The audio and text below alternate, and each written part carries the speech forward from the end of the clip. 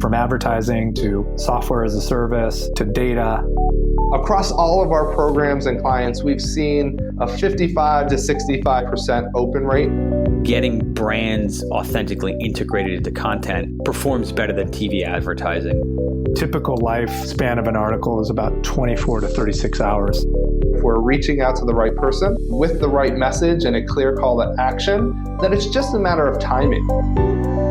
Welcome to the MarTech Podcast, a Ben J. Schaap LLC production. In this podcast, you'll hear the stories of world-class marketers that use technology to drive business results and achieve career success. We'll unearth the real-world experiences of some of the brightest minds in the marketing and technology space so you can learn the tools, tips, and tricks they've learned along the way. Now here's the host of the MarTech Podcast, Benjamin Shapiro. Welcome back to Privacy Week on the MarTech Podcast. This week, we're doing a deep dive into a subject that is critically important to marketers in every industry, business, and channel of marketing, privacy. For those of you who are just joining us, we're publishing an episode every day this week related to the rules of online privacy. Joining us for Privacy Week is Kasey Chappelle, who is a world-renowned online privacy advocate and the data protection officer for GoCardless. Kasey has worked as part of the in-house counsel for large enterprises, including eBay, Vodafone, and American Express Global Business Travel. And she has a wealth of information related to online data protection and privacy.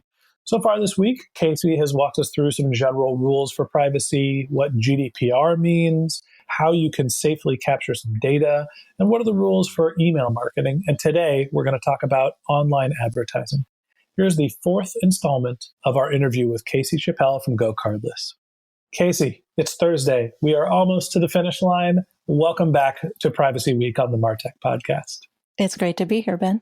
Always good to talk to you. Today, we're going to jump into talking about online advertising. So we've talked a little bit about data capture. What are the rules for where you can capture data? What's legal? And we've talked a little bit about email marketing. How can you reach out to your customers? What about the people that haven't actually given you their personally identifiable information? What are the rules for reaching out to your customers using third-party ad platforms? You know, when I started my career in privacy in roughly 1998, which feels like a long time ago, was a long time ago. It was 20 years ago now. When I started my career in privacy in 1998, one of the really big ticket, hot topic items on the agenda was online privacy and behaviorally targeted advertising, adware and spyware, the use of cookies. And here we are in 2018, 20 years later, and the really hot topics in online privacy are behaviorally targeted advertising and the use of cookies and the collection of information and the use of it for advertising online. The more things change, the more they stay the same. And I think part of the reason why we're getting so many more detailed and prescriptive privacy laws around the world is because there's a deep sense of unease about the way that we've managed the collection of information online and the use of it for targeted advertising and other customization and personalization. People don't know what's happening to their data, and they're really unnerved by it when you ask them about it. Now, that doesn't mean they're necessarily changing the way that they interact online, but people are starting to get the ability to lock some of this down with the rise of things like ad blockers, private browsing. People are starting to go dark online, and the laws, of course, are getting stricter. So I think marketers are paying the price for 20 years of maybe not being as open and honest and giving people as many controls as they would have liked in this space. As the market in the room, let me just say, maybe. I mean, do people not know what's happening with their data? Like, I'm pretty sure my dad knows that when he's on Facebook, that whenever he puts information online, that it's going somewhere, that they're capturing it. There are ads that follow him around the internet when he goes to Amazon and buys something and then goes to whatever web page he's going to next. That product shows up in front of him. My dad is not the most technologically savvy person in the world, but he's able to connect the dots that I was on Amazon looking at a product and now it's in front of me. That's not random. I just don't buy that people don't know what happens with their data. Maybe they don't understand technically how it's passed or how it's protected. But when you go to a website, they're trying to understand who you are. Well, people understand that now. They may not have in the past, but certainly, especially with the rise of GDPR, people are very aware now of the implications of how they share data online. And it's funny you mentioned Facebook, because obviously Facebook has gotten a lot of trouble lately for a lot of these things. And part of the reason why they're so heavily scrutinized, they're in so much trouble for these things, is because they have not been as upfront as they should have been early on in the process. Now, Facebook's in trouble for an entirely different reason right now with Cambridge Analytica.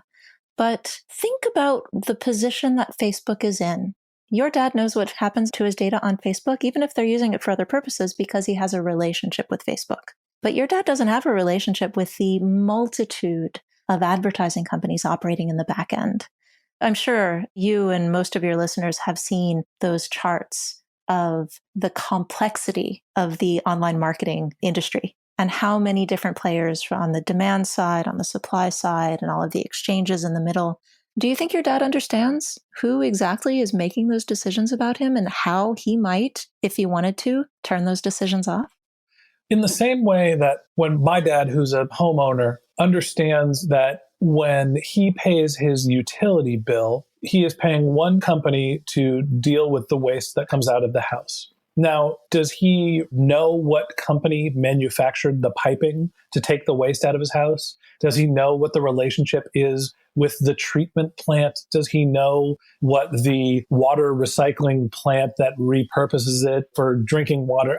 This is maybe a bad metaphor, but he understands that there is a mechanism that takes his data and repurposes it for online advertising in the same way that he understands when he pays the waste management company to take the trash out, that they do something with it and it goes away and somebody else deals with it. And yeah, sure, maybe they monetize whatever's in the trash, but I'm done with it. It's an interesting analogy, but I think it fails in one important point. And this is an important distinction between the US approach to privacy versus the EU approach to privacy. In the US, privacy is handled as a consumer protection issue, which means that, sure, there are a lot of these companies that are using your data, but if generally you're not being unnecessarily discriminated against or impacted in some way that's harmful to you, then it's unlikely that there will be a regulatory impact for using that data. Mm-hmm. The EU doesn't handle it that way. In the EU, there is a fundamental constitutional equivalent right to informational self-determination, which means that even if that information isn't being used in a way that is detrimental to you, you have a right to understand who's using it, why they're using it, how they're using it, and to make choices about it. So that's where the complexity of the ecosystem becomes a problem, because it's very, very difficult. You know, your dad doesn't have a right to waste management self-determination in the same way that he has a right, if he's an EU resident, to informational self-determination. But he can't exercise that if he doesn't understand how the ecosystem works. Or, and this is where I think the most progress will be made, if there is an industry code of conduct that ensures that he has maybe a one-stop shop for identifying who's got his data and how it's being used and making choices about it. So that's where industry initiatives like the DMA or the IAB or the NAI come into play. Because what they can do is they can create, let's call it a translation layer between all of these complex things that are happening in the background that nobody really should expect a layperson to understand. And what are the real choices that that person needs to make in order to make sure that their human rights are being met? Yeah, and I will bifurcate being a human and being a marketer for a second, although you need humans to market no matter how much artificial intelligence is becoming prevalent in the marketing industry. Like, I understand and I appreciate and I believe in the need for people to be able to maintain anonymity and privacy. I think the reality, on the other hand, is there is value created by the distribution of information that helps consumers. It also helps businesses, which helps the economy, which creates jobs. And now we're going down the rabbit hole of, where do we draw the line for privacy and what marketers can do? I want to turn the conversation a little bit to what do marketers need to know to make sure that they are applying best practices and not getting in trouble in terms of online advertising.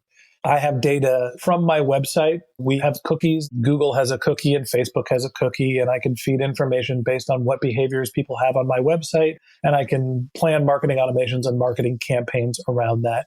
What's the line? Where do I get in trouble? Well, you get in trouble when you're using individually identifiable data in a way that that individual doesn't have any control over. And I've chosen my words carefully there because I think that there is sometimes a disconnect between what the marketing industry would consider to be personal data and what regulators consider to be personal data. My one piece of advice is identifiability matters. So if you can achieve what you want to achieve with data that is at the least achievable level of identifiability, then you will minimize your legal problems. That probably doesn't make a whole lot of sense. Let me use some really concrete examples here. Okay. GDPR makes a distinction between personal data, anonymous data, and an interim category called pseudonymous data. Now, pseudonymous data means that it's about an individual, but it's not connected to any real-world identifiers. And what the marketing industry would say is that a lot of online advertising is pseudonymous rather than fully identified. Right. Now, pseudonymous data is still treated as personal data because it has a direct impact on people. You're being singled out from other people and presented with content that is tailored appropriately to you. And because you're being singled out and targeted and things are being personalized for you, even at a bucket level, as the industry talks about, it means that there's the potential for some sort of a discriminatory impact. So what the law says is that if you're creating those kinds of pseudonymous profiles, you're targeting people in that way, then there's a certain level of regulatory obligation that you need to meet. But it's a lower level than fully identified data. There are a couple of, let's flippantly call them get out of jail free cards that are associated with pseudonymous data that can help. They see pseudonymization as a privacy enhancing technology. It means that if you don't have the ability to connect this back down to a real world identifier, there are certain things that the GDPR requires of companies handling fully identifiable information that you don't have to worry about. Things like responding to subject access requests and some of these other more heavy prescriptive obligations that don't apply to pseudonymous data.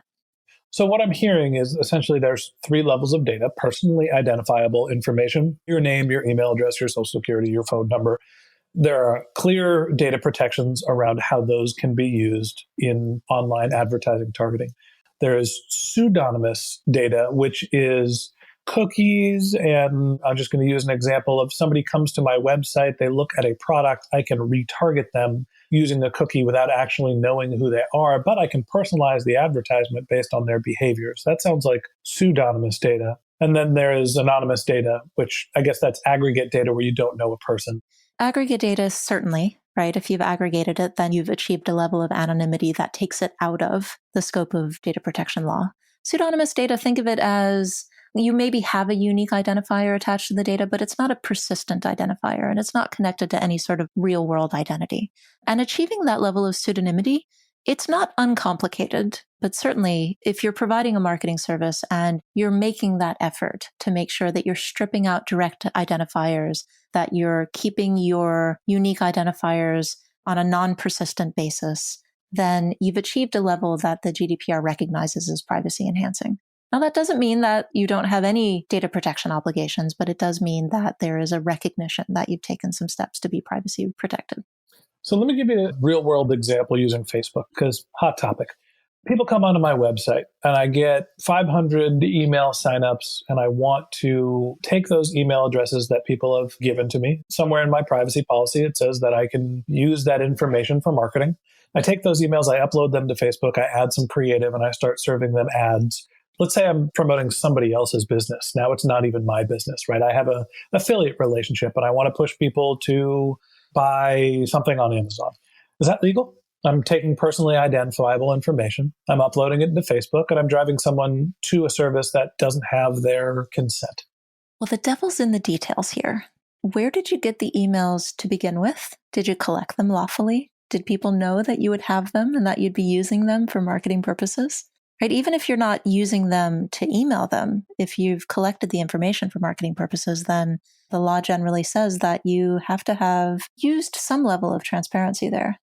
The example I'm using, and really what I'm getting at, is you can take a list of email addresses. Hypothetically, you get them in a way that says, I am potentially going to use this information for marketing, but they're looking at a checkbox that says, yes, I want to submit this form to get this white paper or to contact you. Now, let me preface this with, I don't do this. Everybody who's listening, I'm not advertising to you on Facebook or advertising anything else to you, but Facebook does have the ability to take email addresses and target those people. Probably most marketers already know that. The question really is related to how much consent do I have to get from customers to be able to use their PII in the advertising platforms, and that's why I'm asking the question. So, Kasey, using this example of the end customer did technically give consent through my privacy policy, but probably doesn't know that I'm going to be advertising to them for another service. Is that okay? So, the first thing that I would take a look at here, if I were advising on how to create good privacy in that kind of an interaction, is what's the nature of your relationship with the data subject, with the end user here? If they've checked out in some way with you, if they've engaged in a transaction with you, you've clearly had an opportunity to present a privacy notice to them, right? So you've interacted with them in some way.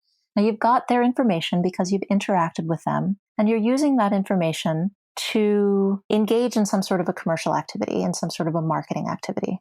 The fact that you've uploaded those to Facebook for their audience matching services is probably an outgrowth of that relationship with that person. Now, maybe you're advertising somebody else's goods and services, and in order to make sure that you are able to do that, in the US, it would probably be okay if you had that in your privacy notice and you let people know that you were collecting their information for marketing purposes. In the EU, you'd probably have to be a little more specific. That checkbox would need to include some fairly detailed information about the fact that you were using their information for third-party marketing purposes, and you might need to get explicit consent. You might need to get their opt-in to use their information for third-party marketing purposes. All the more reason for marketers to engage with a privacy-specific expert when they're putting their legal documentation together. I think the takeaway here is it depends where you are. It depends what's in your privacy policy. It depends what data you're using. It depends what platform. Privacy is very complex. Well, here's an important thing to understand. Privacy is contextual, and it's about expectations. It's about whether what you're doing is going to be consistent or inconsistent with the model of what's happening that is in your consumer's head.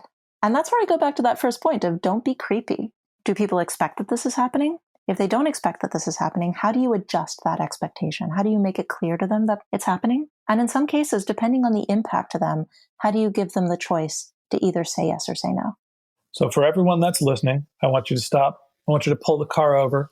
I want you to take out a pen and a paper and write this down. Don't be creepy. And that wraps up this episode of the MarTech Podcast. Thanks to Kasey for joining us. Don't forget, every day this week, we've published an episode related to privacy. So hit the subscribe button in your podcast app to check out our last episode on privacy, when we'll be discussing what are the repercussions for breaking the law as they relate to privacy. If you can't wait until our next episode and you'd like to learn more about Kasey and GoCardless, you can click on the link in our show notes to find her bio, or you can go to GoCardless.com. If you're a subscriber to the MarTech Podcast, thank you for being a member of our community. If you ever have questions, comments, if you'd like to suggest topics that we should cover on the MarTech Podcast, click the link to contact us in our show notes, or you can find a couple of links to our social networking accounts. You can always search Ben J. Shap, BenJShap, for any social network, and you'll be able to engage with us there. If you haven't subscribed yet and you want a weekly stream of marketing knowledge in your podcast feed, in addition to the last episode of Privacy Week with Kasey Chappelle from GoCardless, we've got a bunch of great episodes lined up over the next few weeks. So hit the subscribe button in your podcast app, and we'll be back in your feed tomorrow morning. Okay, that's it for today, but until next time, my advice is don't be creepy and just focus on keeping your customers happy.